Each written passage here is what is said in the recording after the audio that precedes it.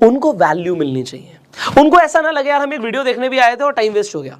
उनको ये होना चाहिए यार चाहे 1 घंटे की वीडियो थी पुष्कर की, बट हमें सीखने को मिला। कई सारी वीडियोस हो सकती हैं ऐसी कि जिसमें आप गए और आपको लगे यार मैंने इतना टाइम भी दिया और मजा नहीं आया। तो मेरी वीडियो कोई एंटरटेनमेंट के लिए नहीं है, मैं कोई कॉमेडी नहीं कर रहा यहाँ पे, क्योंकि जो मैं आपको सिखा रहा हूँ ना, आपका पैसा पहले तो बचेगा और फिर बनेगा भी, और बचाना ज्यादा जरूरी है मेरे लिए। वॉरेन बफे का पहला रूल है प्रोटेक्ट योर कैपिटल। तो अब यहाँ पर मैं जो एनालिसिस कर रहा था मैं उसे कंटिन्यू करता हूँ। सो मुझे यहाँ पे दिख रहा है कि यार पी रेशियो 4.74 का है, पीबी रेशियो भी ठीक है 0.89 का है, डिविडेंड यील्ड। अब ये क्या होती है, देखिए अभी यहाँ पर ना अगर आपको समझना है ये सब चीजें, मैंने एक तो रेशियो एनालिसिस के लिए एक डिटेल में वीडियो बनाई हुई है, आई बटन पे लिंक है, आप जाकर उसे देख सकते हैं। तो मैंने ऑलरेडी टाइम लगाया हुआ है, तो शॉर्ट में मैं यहाँ पे बता रहा हूँ क्योंकि ये क्रैश कोर्स के अंदर आप अभी हैं और आपको back to back valuable videos मिलनी है। सो जो हाईली इंपॉर्टेंट है हम उसे डिस्कस कर रहे हैं, इंपॉर्टेंट तो फिर बहुत कुछ है। तो डिविडेंड यील्ड का सिंपल सी मतलब है कि कंपनी डिविडेंड कितना दे रही है। तो अब कुछ लोग बोलेंगे डिविडेंड ज्यादा अच्छा होता है, डिपेंड करता है आप किस तरीके के पर्सन हो। देखो कंपनी ना 2 तरीके से यहां पर आपको, एक तो या तो डिविडेंड देगी, अगर वो डिविडेंड नहीं दे रही, एग्जांपल गूगल डिविडेंड नहीं देता, तो अगर गूगल डिविडेंड नहीं देता तो वो पैसे को रखता है क्योंकि उसे लगता है लोगों को पहले ही पता होता कि उनको हम पैसा दे रहे हैं वापस, उसके बाद भी वो कहीं ना कहीं इन्वेस्ट करेंगे। तो अगर उन्हें इन्वेस्टमेंट आता तो हमें क्यों पैसे देते, उन्होंने हमें दे दिया तो हम ही खुद ही इन्वेस्ट करके कंपनी को बड़ा कर देंगे। तो या तो कंपनी अपने पास ही पैसे रखती है कंपनी को बड़ा करने के लिए, उससे कंपनी का शेयर प्राइस बढ़ जाता है।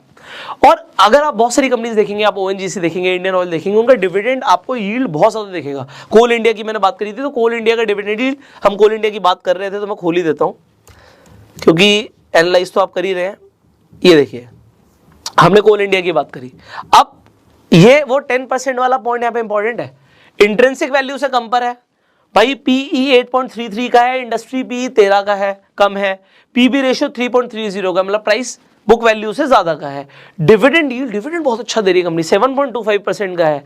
बट मैं इन्वेस्ट करूं ना करूं, अब यहाँ पे आपका, अभी हम आगे की भी बात करेंगे, अभी बैलेंस शीट की भी बात करनी है, और भी चीजें हैं, पर इंपॉर्टेंट क्या था, पहले बिजनेस भी देखना है, वो बिजनेस कर क्या रही है, उसकी जरूरत कितनी है, आने वाले टाइम में फ्यूचर पर्सपेक्टिव क्या है। ये थोड़ा सा एक लेवल ऊपर है बट आपको खुद देखना है, अदरवाइज आपको कोल इंडिया की बाकी के फाइनेंशियल ठीक ठाक लगने वाले हैं। तो यहां पे मैं आपको कुछ दिखाना चाहूंगा क्योंकि आप यहां पर समझ रहे हैं कि जो प्राइस है हो सकता है टेम्परेरी फेज में अभी ग्रो भी कर रहा हो, क्योंकि कंपनी आज के लिए, आज तो चल ही रहा ना सब कुछ, फ्यूचर में क्या होने वाला है। बट इसी तरीके से अगर मैं कोई और फ्यूचर ओरिएंटेड कंपनी की बात कर दूं तो उसका आपको शेयर प्राइस ना अलग लेवल पे भागता हुआ दिखेगा। So example Adani green energy. अब आप यहां पे कहते हो इसे देखते हुए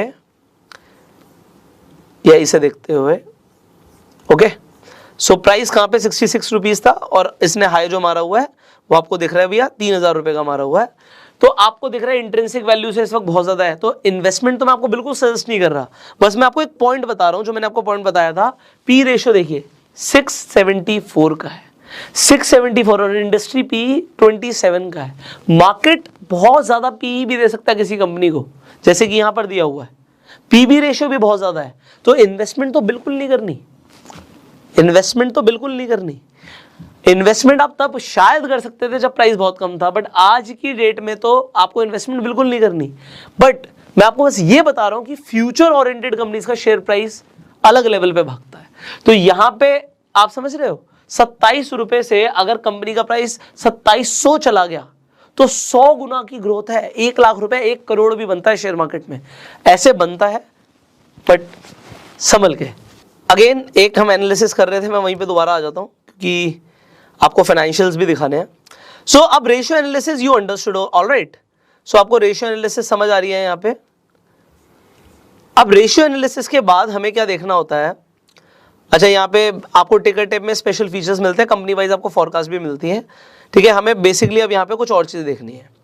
अब वो क्या देखनी है, देखो यहाँ पे अब आ गई हमारी, जो हमें समझना था, हमें कंपनी के फाइनेंशियल समझने थे।